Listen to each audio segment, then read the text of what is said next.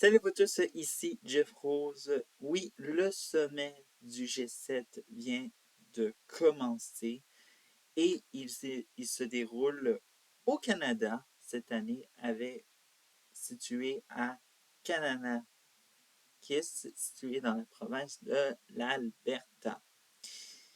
Bref, alors les dirigeants des pays membres du G7 sont arrivés euh, hier dimanche, c'est tout ça, et bien sûr, il y aura bien sûr les pays invités. Mais avant que ce sommet du G7 soit inauguré, eh bien, il a déjà fait jaser la semaine passée. Et vous allez comprendre un peu pourquoi. Alors donc, les deux personnes qui ont fait le plus jaser, soit disons-le, parce qu'il faut savoir que oui, il y a les 7 membres qui composent le G7, le groupe des 7, comment on peut l'appeler. Et vous avez des fois des pays qui sont invités, tout ça. Et il y en a, ma foi, 4 qui sont très intéressants. Et parmi ces 4, ben, il y en a 2 qui font beaucoup jaser. Et pas pour du positif, mais pour du négatif. Alors donc, on va commencer par le premier ministre de l'Inde, Narendra Modi. Alors donc, vous savez très bien, si vous êtes au Canada, vous savez très bien qu'est-ce qui se passe avec l'Inde, évidemment. Il y a cette importation de conflits entourant, soit disons-le, des séparatistes sikhs. Et bien sûr, l'Inde est soupçonnée d'envoyer, soit disons-le, des tueurs à gages pour se débarrasser de ces personnes-là qui sont en exil, pas juste au Canada, mais aussi ailleurs dans le monde. Il y a même aussi eu une opération similaire euh, qui a été faite aux États-Unis. Euh, ça me revient. Oui. Et tout ça. Et ici, on en a eu une, bon, qui n'est pas une tentative, mais qui a été déjà faite à l'avance sur euh, Hardeep Singh Niger, un truc de même. Il y a eu édito sur cette affaire, évidemment, et croyez-moi, c'est ce qui est arrivé par la suite. Ben, les médias indiens ont très mal réagi et voilà. Et cette venue pour la communauté sikh qui est au Canada et particulièrement celle indépendantiste, ben voilà. L'autre, bien sûr, c'est le prince héritier saoudien Mohammed Ben Salman, appelé MBS pour être plus court. Alors, c'est la communauté journalistique qui commence à bon, pour certains, c'est en quelque sorte vous savez très bien aussi qu'est-ce qui s'est passé. Il y a eu un journaliste américain d'origine saoudienne qui a été découpé en morceaux dans l'ambassade de l'Arabie saoudite en Turquie. Et ça a pris des mois avant que l'Arabie saoudite ben, l'avoue, ne finalement l'a jamais avoué.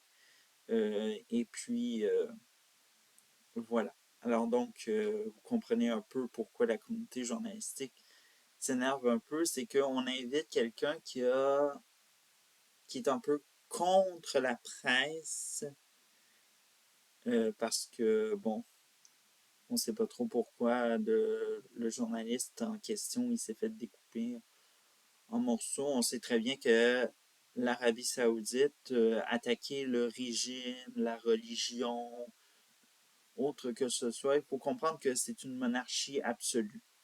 Et bref, alors donc c'est la monarchie qui décide. On est un peu à l'ère médiévale encore en Arabie Saoudite, même si on tente de se moderniser. Rappelons que cet événement du journaliste américain d'origine saoudienne euh, qui a été tué par les autorités saoudiennes en Turquie, ça l'a teinté un peu de ce qui s'est passé avec la vision 2030 que Mohamed Al-Salman avait tenté de vendre à l'international. Et bref, alors donc ça a été gâché. Et on sent que on peut se poser la question, qu'est-ce que ces personnes font au Canada alors que le Canada s'est dit contre, soi-disant-là, les attaques contre les indépendantistes Sikhs ou encore soi-disant-là, et contre, soi-disant-là, les positions contre la liberté de presse de l'Arabie Saoudite. Eh bien, pour certaines expertises, eh bien, c'est très clair. C'est une façon de se chercher de nouveaux partenaires commerciaux pour se défaire de la dépendance qu'on a aux États-Unis, parce qu'il y a conflit. Et là, aujourd'hui, Mike Carney, premier ministre du Canada, vient de rencontrer le président des États-Unis, Donald Trump. On ne sait pas qu'est-ce qui va en découler de cette rencontre qui a duré au total 17 minutes. Bref, ne vous attendez pas à de gros, soi-disant-le, développements ou de changements de mentalité des deux camps. Bref, tout ça. Voilà. Alors donc, on se cherche de nouveaux partenaires commerciaux et on sent que pour Carney, c'est aussi une façon de se défaire de l'ère de Justin Trudeau. Parce qu'on sait que sous Justin Trudeau, l'Inde, ça a été très difficile. L'Arabie Saoudite, même si on a réouvert l'ambassade par la suite pour dire qu'on a fait la paix avec ce qui s'est passé, eh bien, pour la population générale qui est sikh et journaliste, on n'oublie jamais. Et malheureusement, on n'est plus dans, soit disons-le, la victimisation, on est rendu dans une position très délicate au gouvernement qui est malheureusement de sacrifier les différences pour se défaire, soit disons-le, comme je l'ai dit, de la dépendance des États-Unis, étant donné qu'on a un conflit commercial avec Washington DC actuellement. Et bref. Alors voilà, on ne sait pas qu'est-ce qui va en venir.